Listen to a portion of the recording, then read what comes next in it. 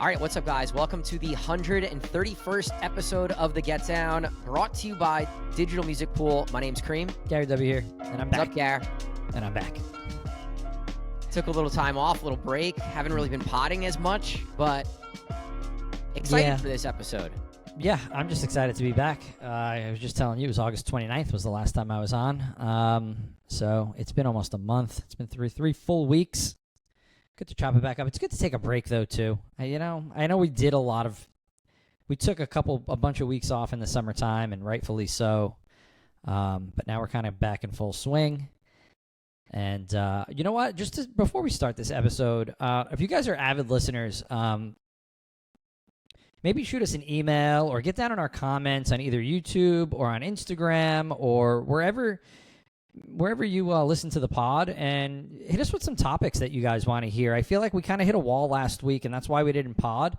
We had some BS topics that we could have talked about, and I just don't think that we just didn't feel passionate about it, so we didn't do it. And I want to know what you guys want to hear. What's something different that you guys would like to hear our opinions on, and then you guys could obviously chime in as well in the comments wherever you guys let's take peel the curtain back. We were literally sitting there we were on Zoom last week, like, what are we going to talk about this week? And we couldn't come up with anything good enough that we felt like we could put out into the world. And we were like, we could get through one, but it's not going to be that good. So we decided not to pod, and that's the first time that we've done that in a long time. Which kind of got us talking about, all right, what are some ways that we can kind of make this more exciting? Because if Gary and I are struggling to come up with topics for the pod, you guys are probably getting sick of hearing us talk about the shit we've been talking about. So I think you're going to see some guests for sure in the coming weeks. Much needed. I reviewed, honestly, the last 6 months, and we've been sparse on guests, to say the least. This summer's tough, right? The summers are always hard. Everybody's traveling. So we knew we were going to be a little lighter with the podcast over the summer. But I think here now, back in the fall, everyone's around. It's easier to get people in a room together to come shoot.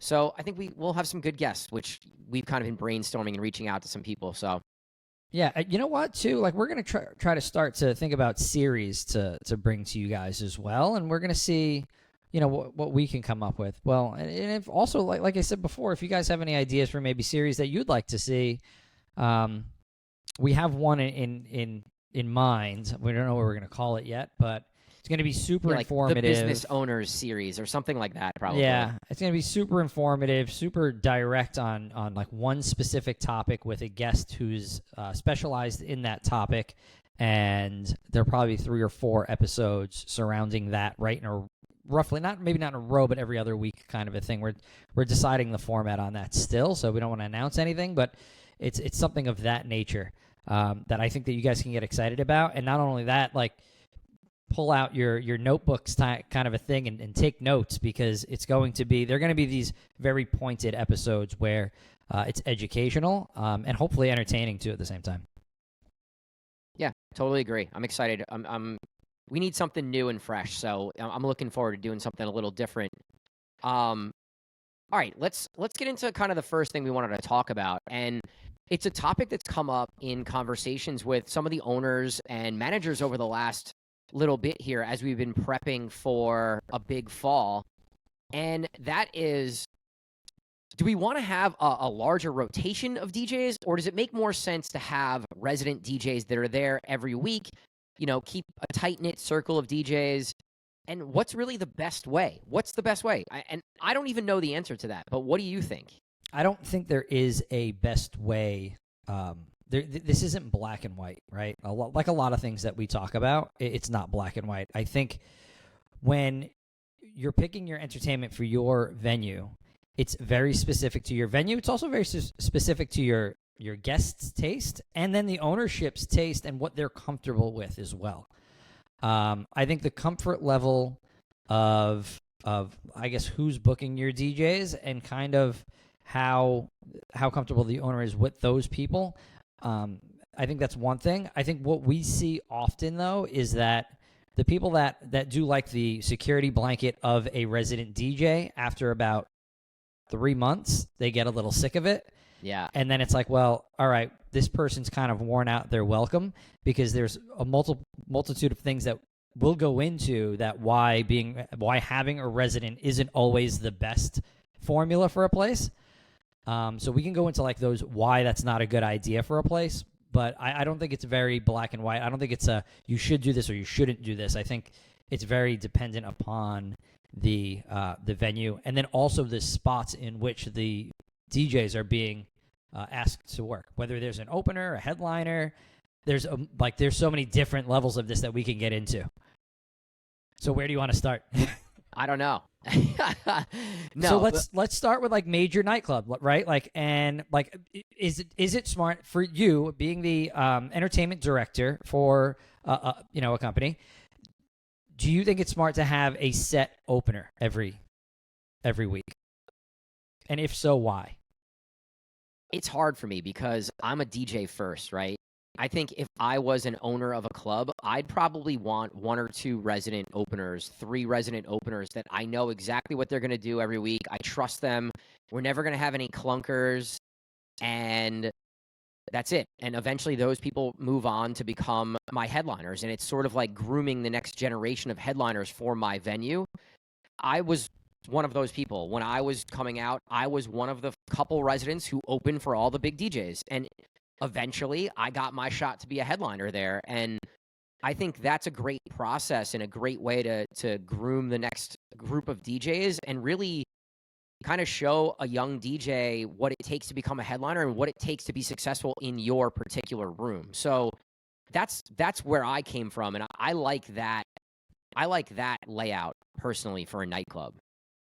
I prefer that in a nightclub setting. I prefer that from a headliner's perspective, from a DJ's perspective. When I'm walking in, this person knows this room better than anybody. If I have any questions, I can ask him. If there's an equipment issue, I can ask him or her.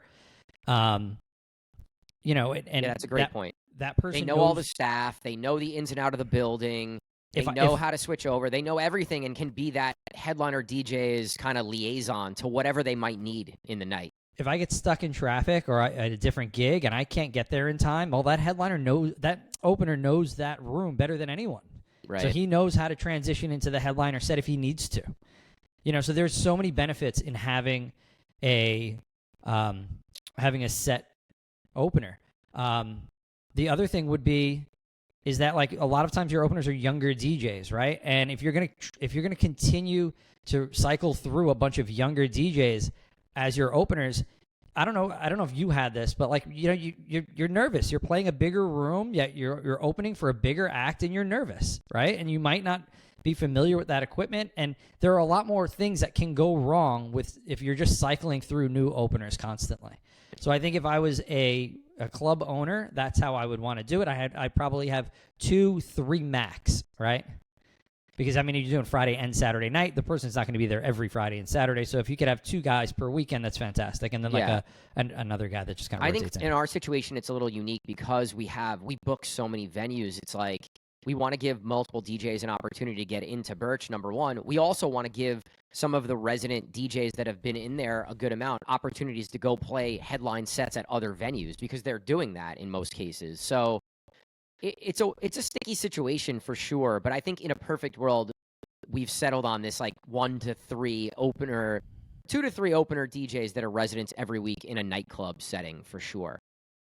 I'd say the other place where a resident is really successful to me is on off nights. So if you're throwing a Thursday night party or you're throwing like a Sunday football party, I also think rather than cycling through DJs, you're better off finding one person that can own that particular day.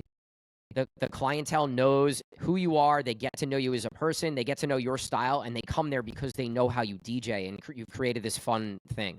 The off nights, it is so important to have a regular face in there because the people who come in and they wind up, you got to figure it's an off night, right? It's not packed all the time, okay? So the people that come in and buy the bar out and have a really good time and party super hard, even with their small group of people, get to know a lot of the people in the space, and those are the people that they're going to come back next week, right? Okay, they had a great time. It's the same thing with bartenders. On those off nights, it's really important if you're building a party, you're trying to build a party, you need the same staff in all the time because you want to establish fans of that party, fans of that bar, fans of that DJ, fans of that bartender. Right, because those regular customers come back and they know the bartender, and the bartender knows what you drink, and the DJ sees you and daps you up and knows like your favorite song if you're there all the time. And it's just like you create this this family-like atmosphere, you know? Yeah, and then it builds from there on those off nights. And now I've established 2 or 3 groups of people that roll in, and now when like that group of 3 people roll in to an empty bar and turn around and walk out, well, now they're going to stay. Right. You know, and I think they know where the party's going to go. They know what the music's going to be like. They know the bartender, and if nothing else, they're going to hang out and get drunk. So I think it's overlooked by a lot of bar management where they get used to rotating bartenders. So it's like their favorite bartender of the week, and they're putting that bartender on for whatever the hot shift for that week is. And then like the people that built parties wind up getting forgotten about. And I feel like sometimes it's like that with DJs too. Like we have a spot that I know in the future is going to be a very, very good spot that really not a lot of people want to play at currently. But I know when that place goes and pops off, the people that want to be in that room right now are going to be there when they have a line up the block. Right. You know, it's not going to be like, okay, this guy's coming in and said he wants to play there now because it's a hot spot. Well, I remember that, you know, you said that you don't want to play there kind of a thing. You know what I mean? So, like, yeah. You have to – it's got to be the same mentality, right? Like, it's you know, feed the people that want to be there, and those guys want to play at those venues will get those off nights as well. Yeah. That's just looking at it from a booker's perspective, not so much as from an owner, a bar owner's perspective. Yeah, but I think a lot of those factors kind of translate for an owner as well, where they want the DJ to be part of the party, and they want people to come see that person weekly, you know? Yeah. So then, all right, so we kind of talked about from a nightclub opener perspective. We've talked about from an off-night perspective. I think everywhere else, Friday and Saturday, I think it's great to have a rotation of 5, 6, 7, 8 DJs that then come in and play your room. Especially like those open to close sets. I think it's super important. We've learned that it's very important because the staff and the clientele loves the different styles that they get to. Listen, if you have a good DJ in a room, they're going to rock the room, right? They're going to do a good job. If you place a good DJ in a spot, he's going to do a good job, and he'll get to showcase his style. I have one venue in particular that I'm thinking of that they really enjoy your style, but then they like when I come in because they like my style. But it's really nice not to hear the same style every week. Right. We're gonna play different music, but we're gonna get to the same place, you know. And we're gonna my journey is gonna be way different than your journey, but we're gonna have a good time along the way. Right. Exactly. And we're gonna make sure that, and those good DJs are gonna make sure that dance floor is full, and they're gonna make sure that the drinks are getting poured behind the bar, and the bartenders are getting tipped, and then everybody's happy in the room, no matter what the style is, as long as the music is affecting the room in a positive way. Then everybody's happy at the end of the night. Yeah, it's funny, using you and I as an example is a great way to do it, because we always say how different we are as DJs, but we play a lot of the same rooms, you know, and it's like the worst duo in DJ history. I'll go on record to say that we cannot DJ together. It's so different. We DJed together like in the last few years. Where was that? It was somewhere, and it wasn't good. I might have been Birch. We can't go 1 for 1. We have to go like 3 for 3. Yeah, it's got to be like little sets. Because it's that different. It is that different.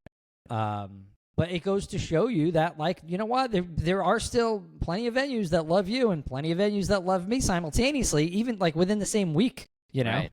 So it just shows why it's important to have different DJs and different styles in a room, in the same room. I just think it's important to keep it fresh, have different perspectives on the room, have different personalities, you know? Some people are going to use the mic more, some people aren't.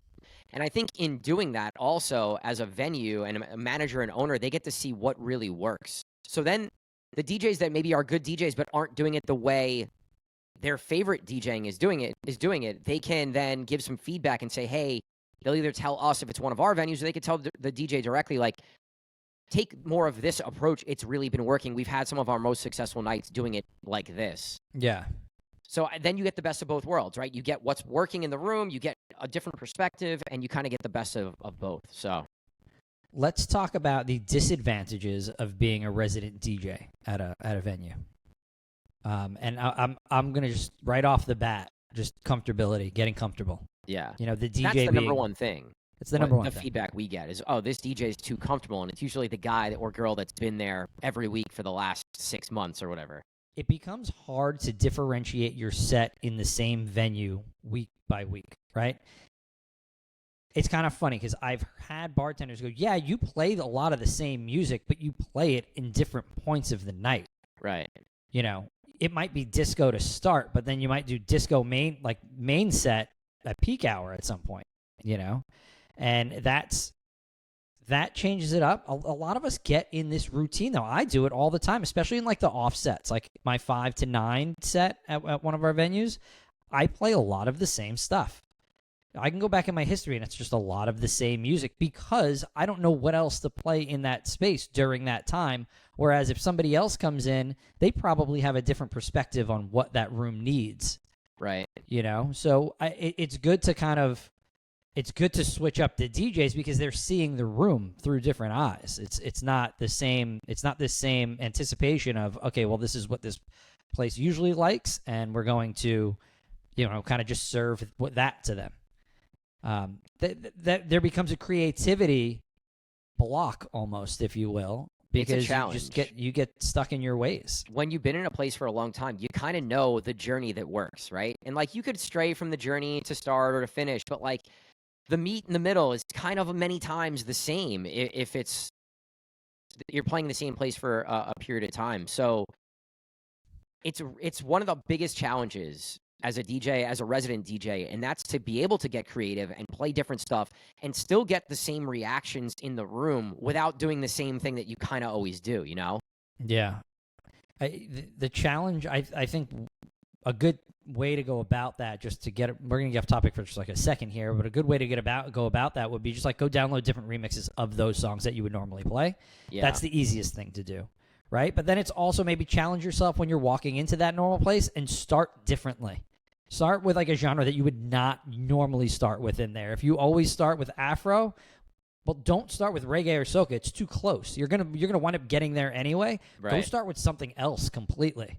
You know, maybe it's 80s hip hop that like you haven't played in a long time, or early 2000s hip hop. You don't ever play that there. Like you think about the gig in a completely different light. Yeah, that's a great piece of advice because not only does it keep it fresh for the people that are there and the staff, it's also fresh for you, and you get to go in there and do something and try something new and play some music maybe you don't always play, and it keeps you engaged. And when you're engaged as the DJ, your customers and the crowd is going to feel that way more than if you're like, oh, I'm just doing the same thing I do every week here, and you know, and you're kind of bored. If you're bored, they're bored, you know? Yeah. I'm trying to think of like a good, like something that I've done recently to remedy that and kind of like walk you through my thought process on how it went. So like one would be like, well, this is the exact scenario. I would always go in and open with Afro beats, and like, cause that's what they were playing in the restaurant. And I just kind of continued that. And then, like I said, I wanted to stay away from soca, and I wanted to stay away from reggae because that's kind of all in the same folder for me because it's all parallels in some capacity, right? So I walked in, and I'm like, all right, well, what would this crowd still recognize, but it's really left field and it's weird. So, like, weird to not Afro beats, you know? So I started with, like, Katy and saw where, like, that 115 BPM stuff went and got into, like, electronica. And yeah, that's cool. And I was like, okay, well, I think this crowd's going to still understand what I'm playing, but it's not the same old bullshit that I've been playing. You know, and it's still vibey, and it's something that you could sit around and vibe to and drink to and have a good time to, but it's not that other stuff. Right. You know, and that's kind of how I walked myself through that thought process. And now you could do that with any genre and kind of get to that same place. I would say another tactic or another thing that you could do to keep it fresh, and it's something that I've gone back to here in the last year, where no matter what the set is, I prep a folder of new music that I haven't really played there. And I think that's been so important for me to have a fallback when I get stuck and I'm like, oh, I have this folder. Let me go see what's in there. And there's a few tracks that can put me down a new road, but also just being able to play new music that I haven't played before. And that's been such a huge, huge thing for me. Many times, if it's not like a big room EDM set, I'm going and doing some homework and I'm like, well, I want to go download more R&B tracks that I can play tonight, or I want to go download more Afrobeat, or I want to go download more disco. And just doing that homework and going into Spotify and looking at playlists, I'll like find a bunch of new music, or I'll find songs that I totally forgot about in my Serato and I'll bring them into the folder to play. And it's just like a great way to keep yourself fresh and your sound fresh. I just did this for Friday. I spent about 2 hours last night doing it. I went down a 2000s R&B rabbit hole, and like I was just I pulled probably like 50 or 60 songs. And I open with R&B often in two of our venues, but I have never done it in this current venue that I'm going to play on Friday. So I'm going to go that route, and I wanted to make it fun for me. So I was like, all right, let me grab a whole bunch of new stuff and do that. So I think that's great advice to, like, jump on Spotify and just refresh, give yourself some fresh ears, if you will. Yeah. Do you want to talk about like some areas where we've struggled lately, where we've had some sets that you and I were just like, that was not a good set, and maybe some of the reasons why that happened? I think I want to kick this off because I think this translates well to what we were just talking about. But I'm finding that my sets in the hip hop forward or more open format forward rooms are more stale because there's just not as much new music that I'm finding that I'm connecting with and want to go play. A lot of the older stuff is just working. All the Young Money stuff and the 2000s and like all the just older music. And there's only so many ways you can play the same old tracks in a set, And I feel as though I'm playing a lot of the same music in the certain room that I'm talking about. And it's just boring to me. And I don't know how to refresh it. So it's kind of funny that you say that. And now what I was thinking, I had a rough set where it wasn't crowded at all, and the crowd that was there was so far away from the DJ booth. I was having a hard time, like, really just connecting with them, even though I could tell they had their hands up and they were having a good time over there. Right. But I couldn't get a feeling for it. But so I walked out of that set thinking about, okay, like, how can I refresh? I felt like I was a little stale today, and I feel like I'm not playing enough of the old stuff. Where, like, that used to be my bread and butter. Like, I can play the shit out of a old school hip hop set, especially a party old school hip hop set. That I used to play that set so much that I'm afraid to go back to it because I feel like I'm just the same old DJ that I was 15 years ago. Even though that's only something I would know. Right. The customers would have no idea, but they'd have no idea. Feel like you're just redoing what you used to do. But I have a mental block when I'm DJing. It's like, well, don't touch that stuff. That stuff's out. Like, it's, even though it's not, it's back in. Like, for me, it went out for so long that it's hard for me to bring it back in.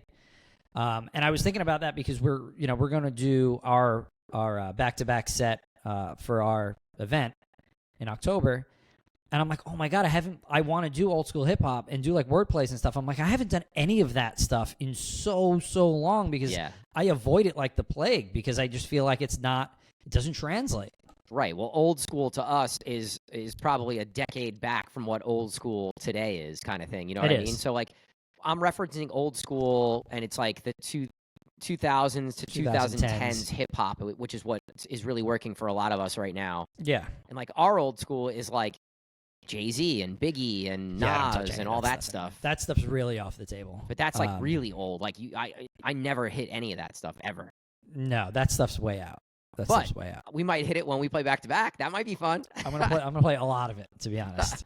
A lot of stuff that a lot of our younger guys have never heard. But yeah, like there is that block where like I'm like, okay, like what's too old or what's just old enough. But it doesn't matter what it is. Like that 2010 stuff gets played so much. Yeah. So much. I've never taken it out of my set. Yeah. Since then. I don't know. It's really it's hard for me. And I think that's part of the reason why I just don't enjoy the open format stuff as much as I used to. And that's why I play more EDM forward rooms at this point. I'm just feeling, for myself, I get more excited about those other sets. Like I said, because I'm not really connecting with a lot of the new down-tempo stuff as much. I mean, I like to play the Latin stuff. I like to play the new hip-hop stuff, for sure. It's fun. I love the reaction. but like I want to quick mix my life away, and there's only so many songs that I could quick mix through It's true. in hip hop, you know? Like I'm going to play 300 songs in a 4-hour set or whatever crazy amount that I get to if I'm only playing hip hop, Latin, down tempo, you know? Yeah. Yeah. Or It's mostly playing that. I think the Yeah, other wh- thing with the EDM, it's like I have 10 ways to play the same vocal. It could be a tech house version, it could be bass house, it could be dubstep, it could be big room EDM. Like I just feel like there's so many more ways to play the same music. You know, a lot of us are playing a lot of the same music in the EDM world, but there's so many different ways to play the same song. There's only so many ways I can play Ski Yee right now. Like there's only one or two ways. Like how many ways can you really do it unless you come up with a really cool, unique routine or a wordplay, or you can slam it in, or you could quick mix it in. Like I don't know. There's not a lot of ways to do it. play Cheesy's new remix. Shout out to Cheese. I'm wearing the I Cheese NY t-shirt right now. That's why Cheesy's on my mind. I'm looking at your t-shirt. But yeah, he just came out with a remix of that yesterday, so check that out. But am yeah. I off base on that? You know, like there's only so many ways I can play a Drake track in a hip hop room. There's only so many ways I could play a Bad Bunny track in a hip hop room. If I play the house version of Bad Bunny, most of the time people get pissed. I know. So you're right. You're kind of in a box when you're playing that kind of stuff. But it's unless you're a turntablist and you know have routines and whatnot that you go about. But even then, like if you have set routines, like really, there's only a few ways that you can go about. Right. I have a number of routines to bring songs in and out in hip hop.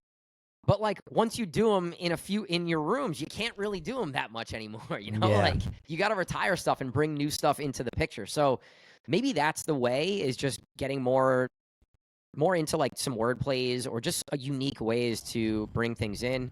The only other thing I would say is, blends and like kind of some of these like electronic 105 or 90 BPM edits are kind of cool, but there just aren't so many out there, you know? I think we need more hip hop edits. We just need more hip hop edits. I don't think there's enough of them. I just subscribed to Nick Bike and Conflict and somebody else. I said to you offline, like, maybe we should just go and sign up for a bunch of these Patreons and show some love to some of these really dope artists and producers that put out some unique stuff. Nick Bike stuff is really dope. Okay. Yeah, I mean, that's a great way to do it, too. Get exclusive content from specific artists. Yeah. That's a great way to support artists and then also keep your stuff fresh. I mean, you played a set 2 weeks ago where a DJ came off and said, I never heard any of these edits, and they're all they were your edits. Right. That, hey, listen, like if you had a Patreon, that like you could sell those, put them out on Patreon. And I went back through that set and I was like, wow, I did play a ton of just my own edits in the first hour of the set. It was like, if I played whatever, I don't even know how many songs I played, but 75% was probably Cream edits in that first hour. I mean, it's a great way to set yourself apart. It's a great way to just sound different, and you're the only one doing it. And if you have a Patreon and even if you have 50 subscribers in the country, think about that. There's only 50 DJs in the country that have that stuff. You know, it's not a lot. Yeah, I mean, I'm putting my edits out into the world on edit packs that are getting downloaded pretty heavily, but like, I'm saying if you specifically as an artist wanted to go the Patreon route too. Yeah, I've thought about it, but I don't know. My allegiance right now is Digital Music Pool, and like my time making edits really just goes to them. But I think like we've talked about a bunch of stuff down the line that we could roll out, and maybe Cream edits will be part of a Get Down something platform that we are kicking around ideas on. So we'll see. Yeah. So I mean, well, that last topic does relate to that first topic, and the fact that like the two of us play those rooms. The two rooms that we're speaking of currently that were slower regularly. And I mean, even as people that play there regularly, it was still difficult to read the room.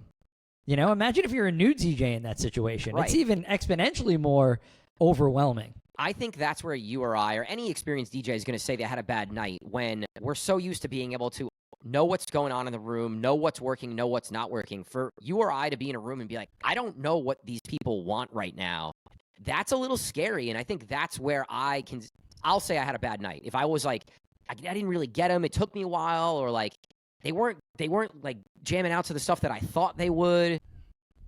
It was it was a strange night. I didn't feel like I really got them till like 1 a.m. almost. It probably took that long. I don't know if that was the same. It wasn't the same night, right? No, it was the night after. You played the night after. Yeah, it was the same weekend. It was the weekend after Labor Day. I think it was just a lighter weekend than we had thought, and it was a different crowd than I was used to. It was just a later night where the dance floor didn't get packed until later. Normally, they start clearing things out 10:30, 11 o'clock. You're going in there, and it took a lot longer than that to get going. So there was a lot of factors, I think. We knew we know historically that's a slower night anyway. We know that for a fact. That's why they do opening night for the fall season the following weekend, 2 weeks after Labor Day. So it shouldn't have been shocking, but it's still rooms that should be doing well, and that kind of fell flat on their face. Yeah, I don't know. I think it happens to all of us, right? Like, I think you and I have been doing this long enough where, like, it could bother us a little bit, and we could talk about it on the show, but, like, it's not going to affect how you or I DJ this coming weekend. It's like, all right, that's done. We're going to learn from it and move on, kind of thing. I love those nights because I have now done a ton of prep. It motivates me to really get it. Whenever I have a good night, I'm like, all right, well, the stuff that I have is good. I can update a couple things, like the biggest songs that come out in the next 2 or 3 weeks, whatever it is between my sets, if I DJ on a Thursday and new stuff comes out on Friday, like I'll update that stuff, but I won't do this like deep dive like I'm doing right now. And I'm like doing a complete upgrade of multiple folders. Just so when I walk in, I know, like, listen, if it's dead, I'm going to do this or I'm going to do that. And I have multiple options at my fingertips. Yeah. Where I'm not feeling stale, right? And that was a huge part of it. It's kind of funny that's what we were talking about. I think that is why I brought it up so much, because I did feel like my DJing was just stale. One other tactic that I'm kind of just thinking about that I think would be a good exercise for anybody that maybe played a room and didn't have the best night or doesn't really know how to play a room. I think it would be great to just share Serato sets with someone who's been there a lot or who's had a really successful night. If you've seen somebody play a room that you're about to play and you saw some video and it was jammed out, or you talked to the person, they said it was an amazing night, maybe it's worth grabbing that set list. And honestly, if I see how you play a room, not only am I going to understand like the flow of the night, but I think also it might open me up to thinking like, oh, I never thought to play this room in this way, and I can then dig into my Serato and find some stuff, or go download some stuff that you play that I would never play or don't have, to kind of reinvigorate yourself and create this, or just be more prepared for the next time around. It's a great maneuver. It's a maneuver that we suggest to guys that are walking into a room blind that have never played at a place. We always have guys share playlists and kind of the vibe of the night, kind of the flow of the night, the ebbs and the peaks and the valleys, if you will. Yeah. But it can happen to where you do walk into a place, even if you're somebody that plays at a place regularly and you have a flat night. Go and ask somebody recently, like, oh, you had a really good night? Well, my night was flat. Share that playlist. And I think it's important to ask, like, what was it like at the beginning of the night, too? Like, did you have a room and then you lost it? Why did you lose it? Right. And did it start slow and then you built up gradually? And then you have to ask that other DJ about, like, kind of how the night started, too, because there's been plenty of scenarios that I've talked to managers and owners, and they're like, oh, we were packed. There was 500 people in the room, and then at 11 o'clock, we had 200 people in the room. Right. That's where your job might be in trouble, kind of thing. But you have to clearing rooms like that. You might not be back. You have to be aware of where you went wrong. Yeah, I think a lot of what I'm talking about is it just took a while to get going. It's not that we didn't have a packed room. If you have a packed room and you're clearing it out, you probably did something different from what the customers are used to, or you played some stuff that they just weren't really feeling.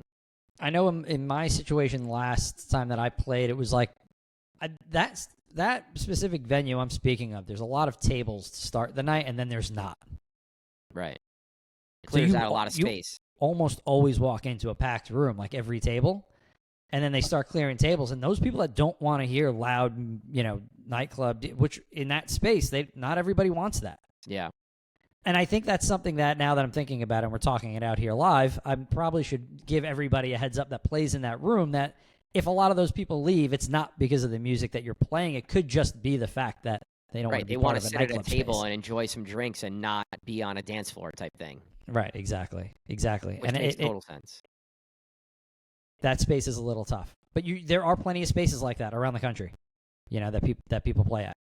Because there's a few in New York City that I can think of offhand that like decent DJs play at, and it's like you have to make that adjustment. All right, let's talk some music. Sure.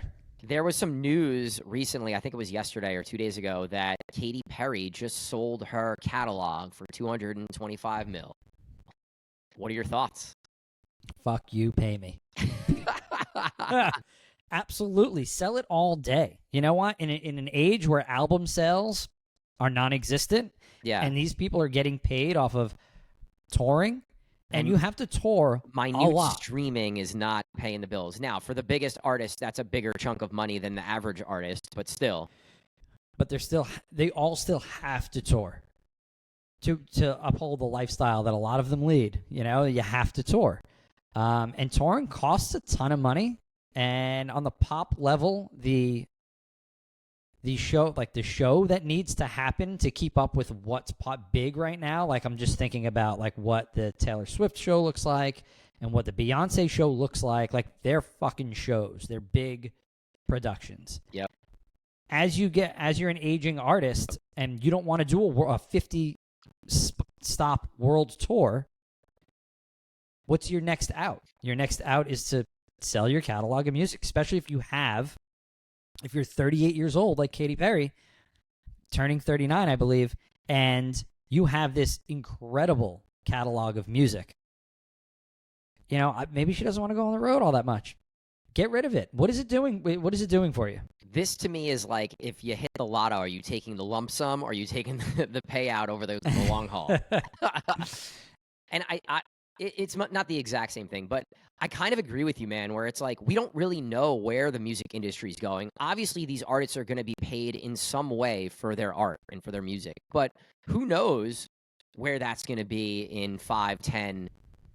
We're going to talk a little bit about AI here, and like who knows what's going to happen with AI and how that's going to affect the industry. I think that's one of the big things that could totally change how the music industry works. And if I was an artist and I'm 38, 39, 40, and I don't want to tour as much as I used to, and I want to live the rest of my life but still get my payout, I mean, I think it's a no-brainer to take the money right now.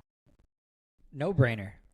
I was just, a buddy of ours just sent me something on Michael Jackson how he was buying up catalogs left and right. He was going in like buying full like labels catalogs. He had an investment team that would sit down and tell him if it's a good investment or not. When the Beatles investment came up, his team said no. His team said it was a bad investment. Why? Because it was too expensive, or it was so much money. Yeah. This was a different time, but I'm telling this story because just to show you how different times have changed. This guy was making how many millions of dollars on his record sales at the time. So at this time, he's like tripling down. He was selling the most records ever, and I think Thriller's still the number one selling album. I think he was touring, and then he was buying up catalogs like the Beatles. So his investment team says don't buy them, and he bought them at like $1 billion or some crazy shit. It was like just some crazy money. Over the span of him owning that, it was the last 30 years. Right? I think it goes public again in like a couple of years. I think in a span of like 30 years or 35 years, it has tripled in worth. Really? So like it's now worth like $3 billion or some crazy money like that. So maybe there still is, because it's still worth a ton of money. Like catalogs are still worth a lot of money. So maybe there is worth value in it that we're not seeing, or maybe there is potential value long term and stuff that maybe is not even invented yet. I really think it is an investment, right? It's a little bit of a gamble. You don't know what it's going to be worth. Yes, the Michael Jackson catalog tripled, but who knows in 20 years where those catalogs are going to be. And I think as an artist, 225 million sets you and your family and your family's family for a long time, you know? Yeah. Not to mention, if you want to go make some money, you could just go on tour. Right. Because that's where artists are really making their money anyway right now. So it's life-changing money. I think we spoke a little bit about Springsteen selling his about 6 months ago. He was talked about it on Stern, which was really good. And I think he felt like he waited a little too long, even because he's in his 70s, and it's what, like you might as well benefit from the hard work you put in. Now listen, like you're gonna see residuals no matter what. If you keep these catalogs, you're still gonna make a lot of money, right? But it's just a slower drip over the course of time. And again, in changing times, who knows what that's gonna be down the line. So I totally get it. I think as an artist, and if I was like giving away my IP and my music, it would hurt, it would hurt to do it. And it would probably take me a while to come to the point of being like, okay, I'm okay to do this. I'm willing to give it up, and it's gone, and that's it. Obviously, 225 mil would make that pain go away pretty quick, but it's hard when you sell your IP and then it gets used in something that doesn't align with your brand. So like when you're going out to tour now again, and let's just take the Bud Light scandal, because it's like one of the most big it was the bigger brand scandals that we've seen, scandals in quotes, all year. And let's say you put the next Bud Light commercial, like they use your IP, and you're like, well, I don't align with what they said or what they did here, and now they have your IP in their next big commercial, and it's like, holy shit, now DJ Cream's aligned with the things that Bud Light did or didn't do, and it's like, shit, that's where it gets a little scary, I think. Yeah, I didn't really think about that, but I could see how that would be a little scary. But I mean, you would hope that doesn't happen more than once or twice in your lifetime, right? You'd hope. But like in tumultuous times like these, where people take every offense to everything, it can burn a bridge down real quick, and then maybe selling those tickets is a little tougher. Right, when you're going out on the road. But when you have $225 million, are you really in need of like going out and touring? I think on the other side of things, it would think about the people or the groups that are investing in all of this, and how it's just so interesting to me, and how there's a market for buying people's full collections of music, and like you're collecting those collections as if you're collecting MP3s or CDs or creating Spotify playlists or whatever era of music that you grew up in, vinyl, cassettes, whatever it might be. But it's all in that stuff, right? It's all in marketing. It's all in, we're going to repress vinyl. And like vinyl's has made a huge comeback over the last 15 years. And now, we were just talking about it this morning, you're seeing all these vinyl bars pop up. And like, that's become a whole thing. And like, okay, so you can repress and have album sales again, and they're not cheap. But the marketing is really where the money is. Right. Selling to brands and letting them use the IP in their commercials and ads and whatnot. It's cool. The business student and business person side of me loves this part of the industry, and just like, it's just very interesting to me. Yeah, and who knows where it's going to go? Who knows where these people's catalogs can be used? There's a million different things. Yeah. So I know you wanted to talk a little bit about the Drake AI track. I just wanted to talk about, do we think that it deserves to be nominated for a Grammy? And if it wins, like, who gets that Grammy? Does Drake and Weeknd Ghostwriter would get it, no? The guy who created it? I guess. But does he deserve to really get it? Like, what? I would need to see like how it gets created in the first place. Is it just a very simple, I want a Drake and Weeknd track about X, Y, and Z? Yeah, or like, did he produce the beat and then use AI to grab the vocals and create something. Did he write the vocals and then use AI to use their voice to Definitely replicate it in not. their He voice? definitely just said that. Oh, I want Drake and Weeknd to make a song about. We did it with. I did it with my buddy Dave the other day. It said, I want to make a song about Gary, who DJs in Hoboken, and it wrote like a three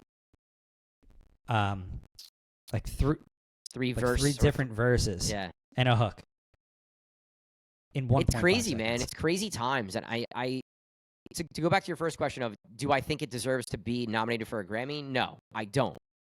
Do I think that the Grammys have nominated it to create some buzz and some interest in the show? And is that playing a big role here? Yeah, I think that's definitely playing a big role here. I never thought about that. If that's what they're doing, genius. Good for them, because everybody's talking about it, right? Listen, I'm about 100% sure that AI is going to play a role in how we are DJs and music producers in the future, period. It's already playing a role in how I put out my last release.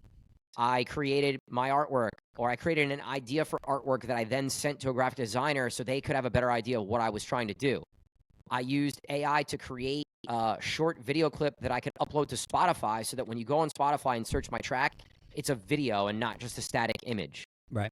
I mean, there's like so many ways to use AI right now, just as a DJ who's not even making music, let alone in music production. And I'm pretty sure we're going to see plugins or apps or something that will literally spit out full tracks if you drop in a BPM and some sounds and a style and what you're looking for. I guarantee in the next 6 months we're going to be able to see that. I'm sure someone already can do it. It's just not out in the public right now. If you're not using AI right now as a creative, you're way behind the 8 ball. Way behind. It's something that you need to start to utilize currently, and start to really get used to how to manipulate it to benefit you. And if you're not doing that, then you got to think about it. Like, these machines are as smart, if not smarter, and they're saying that it's going to be like 1.5 million times smarter than us at some point in the near future. Yeah, I was hearing a little bit about the capabilities of Google's version, which I believe is Bard, that there's like 1/100th of capabilities that are available to the public right now, that it's already doing successfully, just hasn't been released yet. The Google AI platform that they're trying to release is the one that I think that the interviews that I've watched of AI creators that have helped create like the first several Bard? versions. Is that what it is? Bard, right? I think it might be. I'm not sure. I'm not positive. But they were saying that the Google one that's coming out is the most scary one. Without they're almost not even taking regulations off of it, but like really don't know if it should be accessible to the public. Yeah, because it's an arms race, is what they're looking at this as. Right? It's scary. It really is scary. In such a short period of time, how much we've kind of moved forward in this world, and obviously it's a huge part of what's going to be happening here in the short term and probably the long term. But I mean, I think we can have an episode where we have someone come on who's really deep in this world and can kind of help us as far as what are some of the sites that we can use to really help our businesses. But I think something we can talk about right now are, what are some ways that we're using AI besides a couple that I just said that can help us in everyday life? ChatGPT and like the Google one, you could easily get captions for your posts, right? Mm-hmm. If you're creating newsletters, it can give you a great starting point for a newsletter. And I think the way I've been using a lot of the AI tools is to help me get started in something that I'm trying to create. And then I take what they spit out and I make it my own. And I grab a piece from here and a piece from here, and I create my own, whatever that's going to be, whether it's an image or a text or whatever it might be.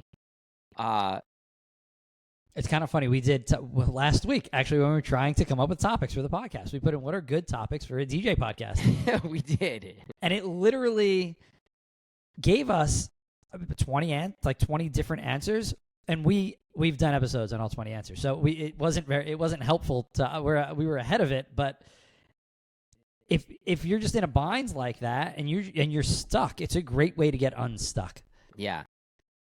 And then you're creative enough once it gives you answers to manipulate those answers to fit what your brand or your language or just, what your person really is.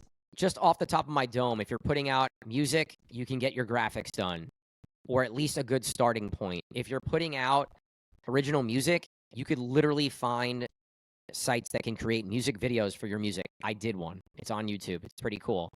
I'm trying to think of what else I've used it for. If you're making, I'm trying to think of what else. What else you got? Oh, if you're making edits, for sure, it's a great way to create clips for TikTok or for Reels or for YouTube, because every one of these sites you can download in a different format, which is also equally amazing. Speaking of, which we talked about earlier in the episode, music organization, we saw Freefall, and I think I brought this up before, but I'm going to reiterate, Freefall from Orlando, he took his entire Serato crate, copy and pasted into ChatGPT, and he organized everything in date order from the date that it came out. It's like 5,000 songs in 0.5 seconds. I'm sure there's a way to find all the duplicates, tracks, and then go and delete them. You and I are not smart enough and not deep enough down this road to really talk at a high level about it. We're surface level users, like most of you guys probably are, to be quite honest. Right. It's interesting to me, and I've dabbled and I've tried a bunch of different platforms. But we got to get somebody on here who's like really, really knows this stuff for sure. Yeah. Yep. So that was our little, I don't know. I guess we didn't really. Let's dig more into the Drake thing. We kind of like glossed over that, I think. But right. What are your thoughts on? What are your thoughts on AI creating tracks using an artist's voice? Do you think that it should be allowed? Do you think that the artist should have to be able to sign off on it? Do you think that maybe there's something where certain artists allow their voice to be used by the open public, and then they sign off on whether something gets released or not? Like, there's so many ways to think about it. I think we have to look at this first from an artist's perspective. If somebody was using your voice, right? Hell no. Would you'd want to have to sign off on it, correct? I'd want to have full control on whether something gets put out using my voice. And not only that, I think this is going to be something that's really important, but anything that is created via AI needs to have some sort of a symbol that lets people know that this is an AI version. This is not actually Drake rapping and writing these lyrics. 1,000%. The regulation. That's first and foremost. There's got to be some sort of regulation on it, and there has to be some sort of just announcement and letting people know that, hey, this is an AI version. 1,000%. That's where it needs to start. It needs to start with regulation into where if somebody's voice gets used, when Drake's voice gets used, and if it gets sold or it's being profited on, I think Drake should be getting kickback. Yeah, I agree. I think he should get a percentage of the royalties that's negotiated. Because I didn't look. I should have looked at probably numbers. A pretty big percentage, to be quite honest. Like the YouTube views are the crazy. only reason why that track. song is selling is because Drake's name is on it, or why people know what it is. Like the writing doesn't matter as much as hey, this is Drake, the biggest hip hop artist in the world, pop artist, whatever you want to call him. Yeah. And I'm gonna listen and I'm gonna download just because it's Drake. Like, I think if it comes out pre-regulation, if it comes out and it's profited on, that person should be compensated for it. I mean, I think as the regulation furthers, I think then it's like, well, that person whose voice that you're using needs to sign off on it. Yeah. In order for you to put it out in the world. And if not, then that person can sue the user. Because you could do anything with that person's voice. It's going to get wild out here, I think. Quick. It's going to get wild. By the end of this year, it's going to be absolutely out of control. The AI versions are okay. They're decent. They're not like incredible. There's some Biggie tracks that I liked. Yeah. I think it's cool. It's cool to think that there could be a Biggie AI verse with Drake, or name your favorite artist that you mentioned. Michael Jackson. Imagine new Michael Jackson music with The Weeknd or Justin Timberlake or whoever. Yeah, it would be incredible.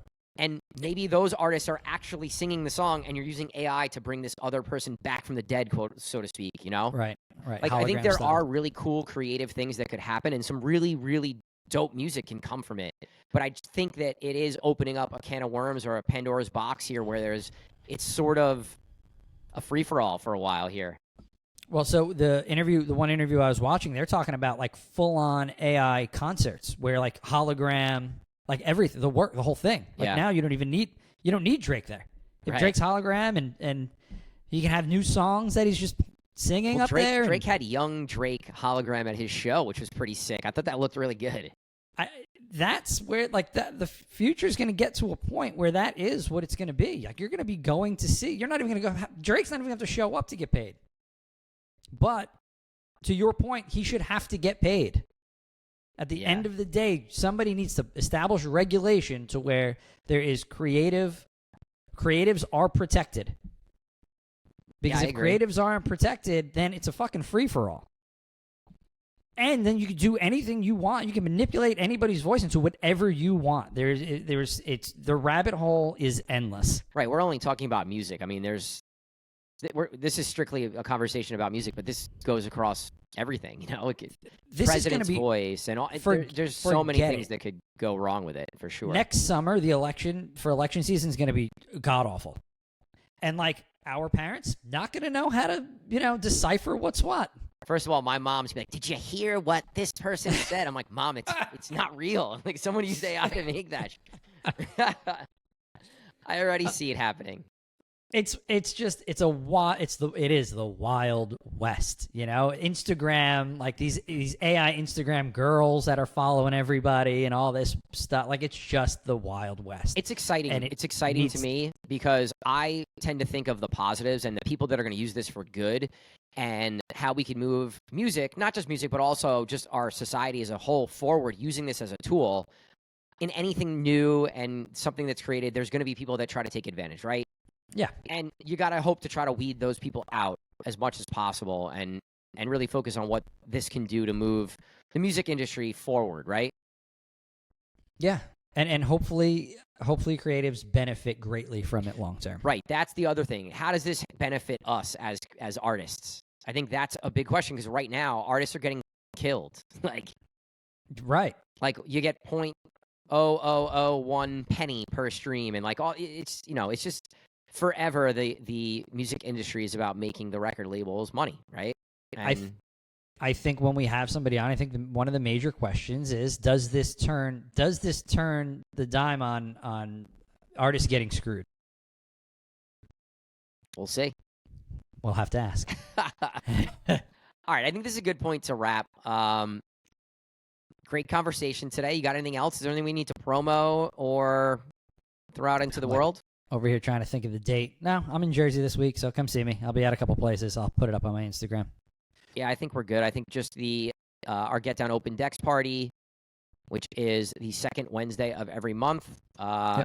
Cream and Gary, featured artists next month. So I'm flying in specifically for that. So come hang out. Yeah, we're gonna work on our set. Like we can't go into a room full of DJs and look like idiots. Like we gotta throw down here. I have a lot of work to do because how I want to DJ, I haven't been there in a long time. So it'll be fun. We'll have a good time. I'm excited for that. Sure. Looking forward to it. So, all right, guys, thanks for listening to this episode. We'll catch you guys soon. Peace out. Peace, guys.